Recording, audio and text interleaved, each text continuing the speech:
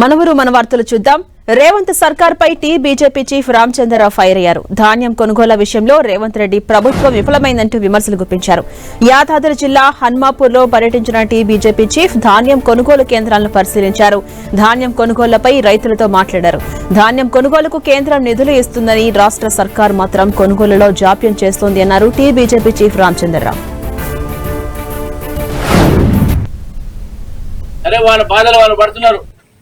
కనీసము ఈ యొక్క రైస్ మిల్లర్స్ పిలిపించి మీరు వార్నింగ్ ఇచ్చి లిఫ్ట్ చేయమని ఎందుకు చెప్పట్లేదు? ప్రభుత్వాన్ని ఎందుకు ఈ పని చేయట్లేదు? ఎందుకు 1 మంత్ ఆగాల్సి వస్తుంది? చివరికి దాన్ని మళ్ళీ సెంట్రల్ గవర్నమెంట్ మళ్ళీ ప్రొక్యూర్ చేసేది 100%. మళ్ళీ మీరే ఇస్తాం, మళ్ళీ మీకు దాని పైసలు. కాబట్టి ఈరోజు కేంద్ర ప్రభుత్వం నుంచి వచ్చినటువంటి ఎంఎస్పీ రేట్ కానీ, టార్పోలిన్లు కానీ, మీ యొక్క కాంటాలు కానీ అన్ని కూడా మేము ఇస్తున్నాం. ఒక్క పైసా దప్పడం ఖర్చుతో సహా, సూత్లీ ఖర్చుతో సహా మొత్తం కేంద్ర ప్రభుత్వం ఇస్తుంది. కానీ రాష్ట్ర ప్రభుత్వం వైఖరి రైతాంగ వ్యతిరేక వైఖరిగా ఉంది. కాబట్టి ఇప్పటికైనా తుమ్మల నాగేశ్వరరావు గారు, రేవంత్ రెడ్డి గారు ఇద్దరు మీరు రైతులను పట్టించుకోవాలి. ఆదిలాబాద్ లోని చించుఘాట్ గ్రామ పంచాయతీ పరిధిలో నిర్మించబోతున్న రాయ్ సెంటర్ గిరిజన భవన్ భూమి పూజ కార్యక్రమంలో ఎమ్మెల్యే పాయల్ శంకర్ పాల్గొన్నారు. రాయ్ సెంటర్స్ గిరిజన యువతకు సాంకేతిక నైపుణ్య అభివృద్ధికి ఎంతగానో ఉపయోగపడతాయని ఎమ్మెల్యే పాయల్ శంకర్ అభిప్రాయం వ్యక్తం చేశారు. ఈ కేంద్రాల ద్వారా ఉపాధి అవకాశాలు పెంపొందించి గిరిజనుల ఆర్థిక స్థితి మెరుగుపడేలా చర్యలు తీసుకుంటున్నామని తెలిపారు. ఇప్పటికే ఆదిలాబాద్ నియోజకవర్గంలో 106 రాయ్ సెంటర్లు మంజూరయ్యాయని వెల్లడించారు ఎమ్మెల్యే పాయల్ శంకర్. ఇంకా అవసరమైన 46 రాయ్ సెంటర్ ను గుర్తించి వాటి మంజూరుకు ప్రతిపాదనలు పంపబోతున్నామని స్పష్టం చేశారు. ఈ ప్రాంతంలో ఉన్నటువంటి గిరిజన యువకులకు వాళ్ళ జీవనోపాధిని పెంపొందించే విధంగా స్కిల్ ట్రైనింగ్ సెంటర్ని కూడా భవిష్యత్తులో ఈ యొక్క గిరిజన భవన్లో ఏర్పాటు చేసే విధంగా కార్యక్రమాలు తీసుకోవాలని ఆలోచిస్తా ఉన్నాం. ఇప్పటికే దాదాపు ఆదిలాబాద్ నియోజకవర్గంలో 5 కోట్ల రూపాయలతోని ఈ యొక్క గిరిజన భవనాలు, షెడ్లు మంజూరు చేసుకొని, నోటర్లని ఇప్పటికే మంజూరు చేసుకొని దాదాపు కొన్ని నిర్మాణం దశలో, కొన్ని ప్రారంభం దశలో, ఇవన్నిటిని కూడా పూర్తి చేసిన తర్వాత గిరిజన గ్రామాలకు కొంత అక్కడ ఉన్నటువంటి కమ్యూనిటీ మీటింగ్స్ కానీ మిగతా గ్రామ అవసరాల కొరకు ఏర్పాటు చేసుకున్నటువంటి ఏ కార్యక్రమంకైనా కొంత ఉపయోగకరంగా ఉంటుందన్నటువంటి ఆలోచనతోనే ఇది మంజూరు తీసుకోవడం జరిగింది. మరి అదేవిధంగా ఈ 106 కాకుండా మరో 40-45 గ్రామాలలో కూడా కావాలని ప్రజలు అడగడం జరిగింది. వాటిని కూడా తొందరలోనే. సీఎం రేవంత్ రెడ్డి సర్కార్ ధాన్యం కొనుగోలు చేయడంలో విఫలమైందని ఆలేరు మాజీ ఎమ్మెల్యే గొంగిడి సునీత మహేందర్ రెడ్డి విమర్శించారు. కొబ్బరికాయలు కొట్టి కొనుగోలు కేంద్రాలు ప్రారంభిస్తున్నారు, కానీ ఒక్క గింజ కూడా కొనడం లేదని ఆరోపించారు. యాదాద్రి జిల్లా ములకలపల్లి ప్రధాన రహదారిపై రైతులతో కలిసి ధర్నా నిర్వహించారు మాజీ ఎమ్మెల్యే సునీత మహేందర్ రెడ్డి. ఇప్పటికైనా అధికారులు, ప్రభుత్వం తమ వైఖరిని మార్చుకుని రైతుల నుంచి ధాన్యాన్ని కొనుగోలు చేయాలంటూ డిమాండ్ చేశారు. వారం రోజుల క్రితము మరి ఎమ్మెల్యే గారు వచ్చి రిబ్బన్ కట్ చేసి ప్రారంభించినా అని చెప్పినారు. ప్రారంభించిన రోజు నుంచి అంటే వారం అయింది, ఈ రోజు వరకు కాంటా లేదు. ఈ రోజు కాంటా పెట్టలే, కూలీలు లేరు, కాంటా లేదు, కూలీలు లేరు. ఈ రైతాంగం ఏమో బార్దార్లు కిరాయికి తెచ్చుకొని ఆ కిరాయికి తెచ్చుకున్న బార్దార్లతో అది అదనపు భారం రైతాంగం మీద పడతా ఉంది. 10 రోజుల నుంచి రైతులు నడి రోడ్డు మీద పండుకుంటుంటే ఇక్కడున్న యంత్రాంగానికి, ఇక్కడున్న ప్రజలు సిగ్గు లేదు, శరం లేదు. వస్తారు, రిబ్బన్లు కట్ చేసిపోతారు. వచ్చే నెల మేలో జరిగే టీడీపీ మహానాడు వేదికను పార్టీ అధిష్టానం మార్చింది. తొలుత శ్రీకాకుళం జిల్లాలో మహానాడు నిర్వహించాలని నిర్ణయించింది. అయితే జూన్, జూలైలో ఉత్తరాంధ్రలో ప్రధాని మోదీ సభ ఉన్న నేపథ్యంలో ఈసారి మహానాడును నెల్లూరు జిల్లాలో నిర్వహించాలని పార్టీ అధిష్టానం నిర్ణయించింది.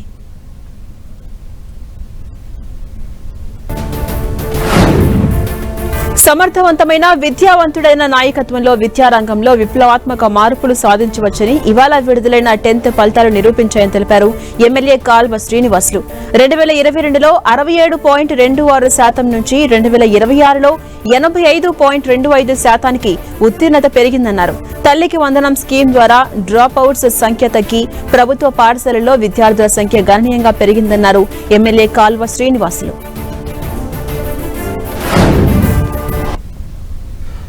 2022లో 67.26% ఉత్తీర్ణత నుంచి ఈ ఏడాది 85.25% ఉత్తీర్ణతకు పెంచగలిగాం. ఉత్తీర్ణత శాతాన్ని గణనీయంగా పెంచగలిగినాం. ఇందులో కూడా బాలికలదే పైచేయిగా ఉంది. 87.90% మంది బాలికలు ఉత్తీర్ణత సాధించారు. బాలురల్లో 82.68% మంది ఉత్తీర్ణులయ్యారు. ఏపీ రెసిడెన్షియల్ స్కూల్స్లో 96% ఉత్తీర్ణత సాధించడం గొప్ప విజయంగా మేము భావిస్తూ ఉన్నాం. గుంటూరు జిల్లా ప్రత్తిపాడు మండలం వంగిపురం గ్రామంలోని అగస్తేశ్వర దేవాలయ పునఃనిర్మాణానికి ఎమ్మెల్యే బూల రామాంజనేయులు శంకుస్థాపన చేశారు. సీఎం చంద్రబాబు, మంత్రులు లోకేష్, ఆనం రామనారాయణ రెడ్డి సహకారంతో 2.33 కోట్ల నిధులు మంజూరు చేశారని ఎమ్మెల్యే తెలిపారు. గ్రామస్తుల సహకారంతో త్వరలోనే ఆలయ నిర్మాణం పూర్తవుతుందని తెలిపారు.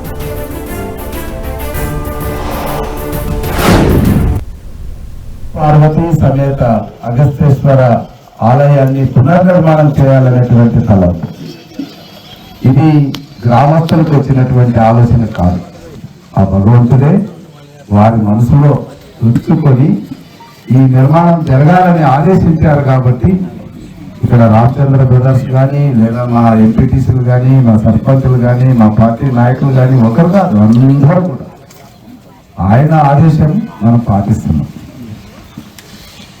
అదేవిధంగా ఆయన ఆదేశం ప్రకారంగానే ఎవరికీ రానంతగా ప్రభుత్వ సహాయం కూడా అందింది. కేంద్ర రాష్ట్ర ప్రభుత్వాలు కార్మిక వ్యతిరేక విధానాలను మానుకోవాలని ఏఐటీయూసీ రాష్ట్ర కార్యదర్శి విలాస్ డిమాండ్ చేశారు. ఆదిలాబాద్ మున్సిపల్ కార్యాలయంలో మేడే పోస్టర్స్ ను ఆయన ఆవిష్కరించారు. వివాదాస్పద 4 లేబర్ కోడ్స్ ను రద్దు చేసి పాత కార్మిక చట్టాలనే కొనసాగించాలని కోరారు. ఏఐటీయూసీ రాష్ట్ర కార్యదర్శి విలాస్ కార్మికుల హక్కుల రక్షణ కోసం మేడే ఉత్సవాలను జయప్రదం చేయాలని పిలుపునిచ్చారు. కామారెడ్డి జిల్లా బాన్సువాడ సబ్ కలెక్టర్ కొప్పిశెట్టి కిరణ్మయి భావోద్వేగానికి గురయ్యారు. ఇటీవల జరిగిన బదిలీలో ఆమె రంగారెడ్డి జిల్లాకు ట్రాన్స్ఫర్ కాగా అధికారులు, సిబ్బంది ఘనంగా వీడ్కోలు పలికారు. తనపై సిబ్బంది చూపిన ఆదరణ చూసి సబ్ కలెక్టర్ కిరణ్మయి కళ్లు చెమర్చారు. అది చూసి సిబ్బంది సైతం భావోద్వేగానికి గురయ్యారు. 2 సంవత్సరాల సమయంలోనే ప్రజా సమస్యలపై ఎప్పటికప్పుడు స్పందిస్తూ ప్రతి వ్యక్తిని తన కుటుంబ సభ్యునిగా భావించి వారి సమస్యలను పరిష్కరించేవారు సబ్ కలెక్టర్ కిరణ్మయి. ఈ విధంగా ఆమె అందరి మన్ననలు పొందారు. కిరణ్మయి బదిలీ కావడంతో కార్యాలయం నుంచి ఆమె బయటకు వెళ్లేంత వరకు సిబ్బంది పూల వర్షాన్ని కురిపిస్తూ ఘనంగా వీడ్కోలు పలికారు.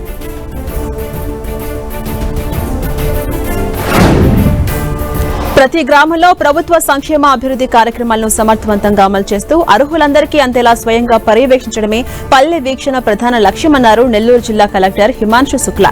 ఈ మేరకు దగదర్తి మండలం అనంతవరం గ్రామంలో జిల్లా అధికార యంత్రాంగంతో కలిసి కలెక్టర్ హిమాంశు పల్లె వీక్షణ కార్యక్రమం నిర్వహించారు. ముందుగా గ్రామంలో విస్తృతంగా పర్యటించారు. ఉపాధి హామీ పనులను ప్రత్యక్షంగా పరిశీలించి పనుల నాణ్యతపై అధికారులకు సూచనలు చేశారు. గ్రామ పంచాయతీ కార్యాలయంలో ఎస్టీల కోసం నిర్వహిస్తున్న ఆధార్ శిబిరాన్ని తనిఖీ చేశారు. అందరికీ ఇంటి స్థలాలు, ఇల్లు, ప్రభుత్వ పథకాలు అందిస్తామని భరోసా కల్పించారు. గిరిజన చిన్నారులకు పాఠశాలలో ప్రవేశాలు కల్పిస్తూ అడ్మిషన్ పత్రాలు అందజేశారు. ప్రతి చిన్నారిని కూడా బడికి పంపించి బాగా చదివించాలని సూచించారు కలెక్టర్ హిమాంశు శుక్లా.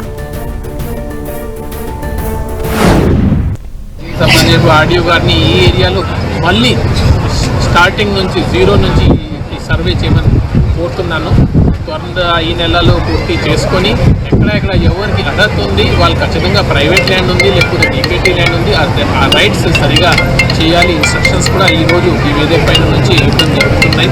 దీంతోపాటు ఈ గ్రామంలో కొన్ని శ్మశానం భూమి కానీ లేకపోతే స్కూల్స్లో డ్రింకింగ్ వాటర్, అంగన్వాడీలో టాయిలెట్, తర్వాత ముఖ్యమైన ఇక్కడ ఎస్టీ పాపులేషన్ ఎక్కడ ఉంది. ఈరోజు కూడా 2026లో కూడా ఈ గ్రామంలో 70. కర్నూలు జిల్లా కౌతల మండల కేంద్రంలో స్వచ్ఛ పదం గ్రామ శుభ్రత మన బాధ్యత కార్యక్రమాన్ని ఎంపీడీఓ స్వర్ణలత పంచాయతీ కార్యదర్శి యోగేశ్వర్ రెడ్డి ఆధ్వర్యంలో నిర్వహించారు. ఈ కార్యక్రమంలో కౌతాలం టీడీపీ నాయకులు పాల్గొని గ్రామ శుభ్రత మనందరి బాధ్యత అని తెలిపారు. ప్రజల్లో శుభ్రతపై చైతన్యం రావాలని, తద్వారా పరిసరాలతో పాటు గ్రామం శుభ్రంగా ఉంటుందని తెలిపారు.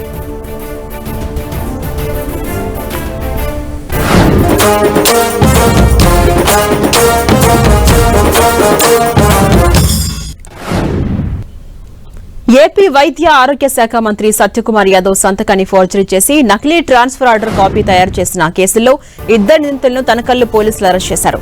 తనకల్లు మండలం చీకటి మానుపల్లికి చెందిన జయచంద్ర, కదిరి మండలం కౌలేపల్లి కాలనీకి చెందిన వేణు, గంగాద్రి బంధువులు. జయచంద్ర భార్య రమణమ్మ కడప రిమ్స్ లో స్టాఫ్ నర్సుగా పనిచేస్తూ అక్కడే ఉంటున్నారు. సొంతూరుకు వచ్చి వెళ్లేందుకు పిల్లల బాగోగులు చూసుకోవడానికి ఇబ్బందిగా ఉందని ఆమెను ఇక్కడికి బదిలీ చేయించుకోవాలని జయచంద్ర తన బంధువైన గంగాద్రికి చెప్పారు. ఈ విషయమై గంగాద్రి తన కుమారుడు వేణు చర్చించుకుని బదిలీ పేరుతో జయచంద్రను మోసగించి డబ్బు సంపాదించాలని నిర్ణయించుకున్నారు. అప్పుడే ఓ పథకాన్ని సిద్ధం చేశారు. తమకు మంత్రి సత్యకుమార్ పిఏ శేషాద్రి తెలుసని ఆయనతో మాట్లాడి రమణమ్మను బదిలీ చేయిస్తానని నమ్మించి జయచంద్ర నుంచి ₹1,00,000 తీసుకున్నారు. వేణు తన సెల్ ఫోన్ లో మంత్రి డిజిటల్ సంతకంతో రమణమ్మను మదనపల్లికు బదిలీ చేసినట్లు నకిలీ ట్రాన్స్ఫర్ ఆర్డర్ కాపీ తయారు చేసి జయచంద్రకు వాట్సాప్ ద్వారా పంపారు. ఈ కాపీని దంపతులిద్దరూ మదనపల్లిలో అధికారులకు చూపిస్తే నకిలీ అని తేలింది. దీంతో తాము మోసపోయామని గుర్తించిన బాధితులు ఈ నెల 26న తనకల్లు పోలీసులకు ఫిర్యాదు చేశారు. దీనిపై కేసు నమోదు చేసుకున్న తనకల్లు పోలీసులు దర్యాప్తును ప్రారంభించారు. ఈ క్రమంలోనే కౌలేపల్లి సమీపంలో ఉన్నటువంటి గంగాద్రి, వేణులను అరెస్ట్ చేస్తామని తెలిపారు డీఎస్పీ శివనారాయణ స్వామి.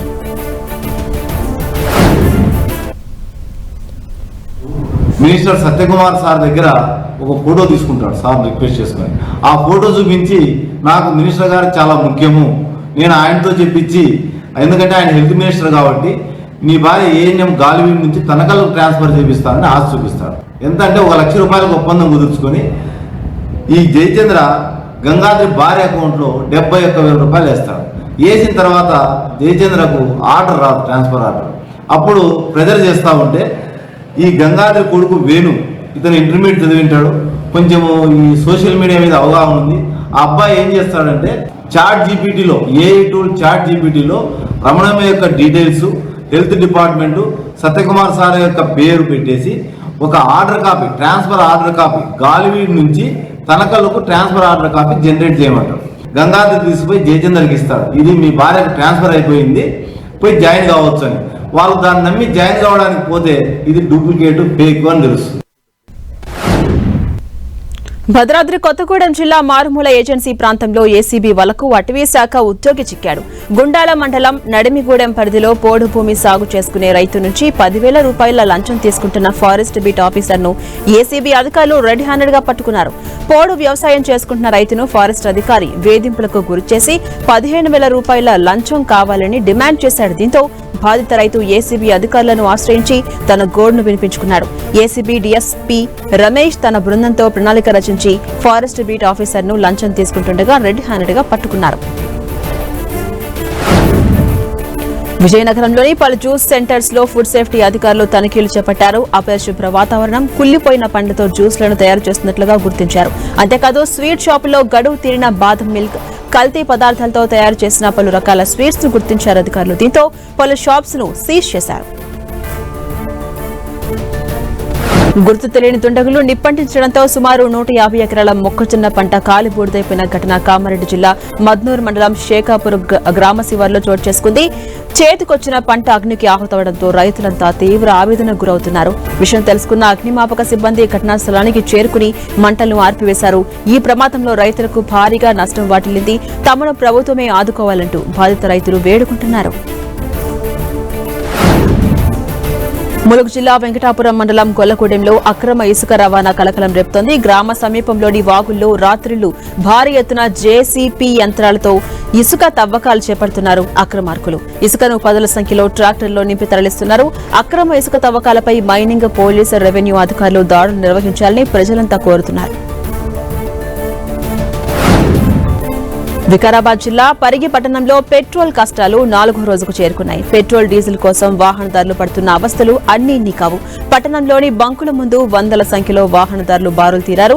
రైతులు, సామాన్యులు ఖాళీ డబ్బాలతో గంటల తరబడి వేచి చూస్తున్నా సిబ్బంది మాత్రం డబ్బాల్లో పోయడం కుదరదని తెగేసి చెప్తున్నారు. స్టాక్ ఉన్నప్పటికీ కావాలనే కృత్రిమ కొరత సృష్టిస్తున్నారని సిబ్బందితో కొందరు వాగ్వాదానికి దిగుతున్నారు. పరిస్థితి ఇంత దారుణంగా ఉన్న ఎన్ఫోర్స్మెంట్ అధికారులు కన్నెత్తి మాత్రం చూడటం లేదు. పేరుకు తనిఖీలు చేస్తున్న బంకు యాజమాన్యాలకు సహకరిస్తున్నారంటూ బాధితులు ఆరోపిస్తున్నారు. అధికారుల నిర్లక్ష్యంపై వాహనదారులు తీవ్ర ఆగ్రహాన్ని వ్యక్తం చేస్తున్నారు.